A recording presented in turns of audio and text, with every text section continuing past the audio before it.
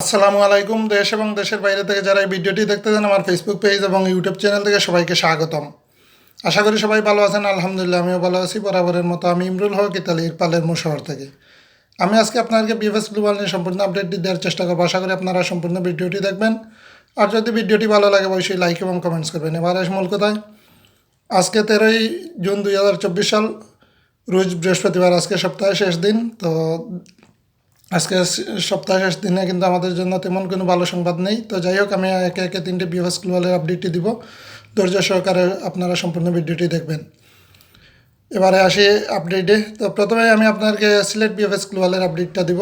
তো সিলেট বিএফএস গ্লোবালে আজকে কালেকশনের পরিমাণটা তেমন পরিমাণ না, কারণ আজকে আসলে খুব কম পরিমাণে আজকে কালেকশন হয়েছে সিলেট থেকে প্রায় 8 থেকে 10 জন, হয়তো একটু কম বেশি হতে পারে 2-1 জন। তো 8 থেকে 10 জনের মতো একটা কালেকশন হয়েছে। তার মধ্যে থেকে 2টা ওয়ার্ক ভিসা লাগছে আর 3টা ফ্যামিলি ভিসা লাগছে। তো আর বাকি সবাই কিন্তু রিজেক্ট। আর ভিসাগুলো এই সচরাচর যে মাসগুলো লাগতেছে এখন ওইগুলাই আগস্ট এবং সেপ্টেম্বরের। তো তারিখগুলো আসলে এখন সব কিছু নেওয়া সম্ভব না, কারণ আপনারা জানেন যে এখানে তারিখও নেওয়া সম্ভব না। এখন এই যে মানববন্ধন বা অনশনের কারণে কিন্তু 3টা বিএফএস গ্লোবালেই মোটামুটি নিরাপত্তা জোরদার করা হয়েছে। তো যাই হোক, তো ওইগুলা আগস্ট এবং সেপ্টেম্বরে এতটুকুই জানা গেছে। তো যদি এর চাইতে ভালো কোনো আপডেট পাই অবশ্যই দেওয়ার চেষ্টা করবো। এখন বাকি সবাই কিন্তু রিজেক্ট। তো অনেকেই অনেক বলাবলি করতেছে অনেক বেশি লাগছে বা এইটা সেইটা, আপনারা বিভিন্ন মাধ্যম থেকে শুনবেন। এইটা কিন্তু আজকে তেমন পরিমাণ কালেকশন হয় না, এটা নিশ্চিত থাকেন। আপনারা হয়তো অনেকেই ভিউ বা ভিউ বাড়ানোর জন্য বা এমনিতেই আপনার দৃষ্টি আকর্ষণের জন্য করতে পারে, কিন্তু সিলেট থেকে আজকে কালেকশনের পরিমাণটা এরকমই। তো যাই হোক, এইটা আপনার ব্যাপার, যে এইটা আপনারা ভালো মনে করবেন সেইটাই গ্রহণ করবেন।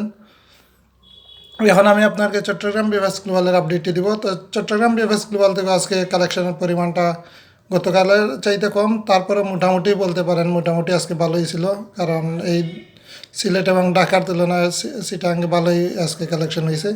তো চিটাগাং থেকে আজকে প্রায় 25 থেকে 30 জনের মতো একটা কালেকশন হয়েছে। তার মধ্যে থেকে আজকে ভিসার সংখ্যাটা আসলে কম, যে কালেকশনের পরিমাণ অনুযায়ী কিন্তু ভিসার সংখ্যা কম। আজকে 2টা ওয়ার্ক ভিসা লাগছে আর 2টা ফ্যামিলি ভিসা লাগছে। তো হয়তো বেশি হতে পারে, কম হবে না ইনশাল্লাহ। তো আমি বারবারই আমার প্রত্যেকটা ভিডিওতেই বলি যে আমি যেগুলো কনফার্ম আমাকে যারা এই আপডেট দেয় তারা যেইটা বলে ওইটাই আমি বলার চেষ্টা করি। তো হয়তো বেশি হতে পারে, কারণ বেশি হলে তো এখানে আমাদের জন্যই ভালো, কিন্তু কম হবে না ইনশাল্লাহ। তো অনেকেই অনেক আপডেট যে অনেকগুলা বলে ফেলে, তো দেখা যায় আসলে তেমন হয় না। তো যাই হোক, ওইটা আপনাদের ব্যাপার, আপনারা কীভাবে নিতেছেন। তো আপনারা জানেন না আমার ভিডিওগুলো কতটুকু বাস্তবতা আছে আমার ভিডিওর মধ্যে। তো বাকি সবাই কিন্তু রিজেক্ট। আর রিজেক্ট আসলে আজকে বেশিরভাগই রিজেক্ট খাইছে এই চট্টগ্রামের নতুন যারা ডিসেম্বর মাসে যারা জমা এই নলাস্তা পেয়ে জমা দিছে, তো তারাই বেশি রিজেক্ট হয়েছে। তো অনেকেই বলাবলি করতেছে এই নতুনদের নাকি ভিসা লাগতেছে। তো জানি না ওইটা কি, তাই থেকে হয়তো কোনো একটা চক্র কাজ করতেছে। আচ্ছা, ওইটা নিয়ে পরে কথা বলতেছি। তো বাকি সবাই কিন্তু রিজেক্ট। আর এখন আমি আপনাকে ঢাকা বিএফএস গ্লোবালের আপডেটটি দিব। তো ওই যে কথা বলতেছিলাম, তো আপনারা এখানে একটু সজাগ থাকবেন, কারণ এখানে এই ইতালিতে তো আমি থাকি। তো এই পরিপ্রেক্ষিতে আপনাদেরকে বলতে পারতেছি, কারণ ইতালিতে অনেক ফেক নলেজটা হয়তো আবারও মানে প্রোভাইড করা হইতেছে। নাহলে আমাদের দেশের কোটা কয়টা, হয়তো বড় জোর 4,000 থেকে 5,000, কিন্তু নলাস্তা তো মনে হয় মানে 40% উঠে নাই।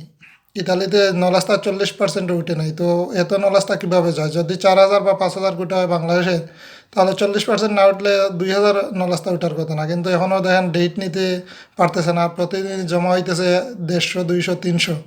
তো এটা আপনারা মাথায় রাখবেন, কারণ এখন যারা অরিজিনাল নলাস্তা তারাও মানে ছাড়িয়ে নিতে ভয় পাইতেছে। অনেক নলাস্তা এখন ছাড়িয়ে নিতেছে না, কারণ নলাস্তা নিতে গেলে আপনারা জানেন কিছু একটা ইয়ে করতে হয়। তো যাই হোক, ওইটা তো আপনারা বুঝেনি। তো অনেকেই নিতেছে না, কারণ ওই আগেরগুলা যে আটকে আছে ওই বয়ে। তো আমার জানা মতো অনেকগুলোই আছে। তো যাই হোক, কেউই নিতেছে না। তো আপনাকে হয়তো ওইগুলো ছাড়ানোর জন্য বা টাকা পয়সা দেওয়ার জন্য, লেনদেন করার জন্য হয়তো উৎসাহী করা হইতেছে যে নতুনগুলো দেওয়া হইতেছে। তো এটা আপনারা মাথায় রাখবেন, ওইটা আপনারা সজাগ থাকবেন সর্বদা, কারণ এইটা একটা চক্র কাজ করতেছে, হয়তো দুই একটা দিতে পারে, ওইটা হতে পারে কারণ বাছাই করতে গিয়ে দিয়ে দিছে এরকম হইতে পারে, ওইটাও বাস্তব না, কিন্তু যেভাবে বলা হইতেছে এরকম হবে না, ওইটা আপনারা নিশ্চিত থাকেন। কারণ যেহেতু আগেরগুলোও দিতেছেন আর এখন অবশ্য সিরিয়াল অনুযায়ী দিতেছে, আপনারা দেখেন হয়তো ডেটটা একটু উল্টাপাল্টা হইতেছে, কিন্তু মাসটা দেখেন আপনারা, এখন আগস্ট এবং সেপ্টেম্বরের মধ্যেই কিন্তু ওরা সীমাবদ্ধ আছে, বিশেষ করে এগ্রিকালচার এবং স্পন্সর ভিসা যেগুলা। আর ফ্যামিলি ভিসা তো আপনারা জানেন যে অক্টোবর পর্যন্ত মোটামুটি আগেই গেছে, তো তার পিছন পর্যন্ত দিতেছে নভেম্বরের একটা দুইটা, তো এখান থেকে আমরা অনুমান করতে পারি যে নতুন বছরে আসলে দেওয়া হইতেছে না, যেগুলাই দিতেছে দুই একটা দিয়েও দেয়, এরকম হয়েছে। ওই গত পরশু দিন মনে হয় একটা ওয়াই পাইছে মে মাসের 11 তারিখের। তো এরকম হয়তো বাছাই করতে গিয়ে ওরা মনে করেন দিয়ে দিছে, এইটা হতে পারে, এইটা দিয়ে দিলে কিছু করার নাই, ওইটা অনেক সময় হয়। আগেও তো আমাদের যে সময় রিজেক্ট দিছে প্রচুর পরিমাণ, তখনও তো এরকম একটা দুইটা দিছে, তো এরকমই হইতে পারে।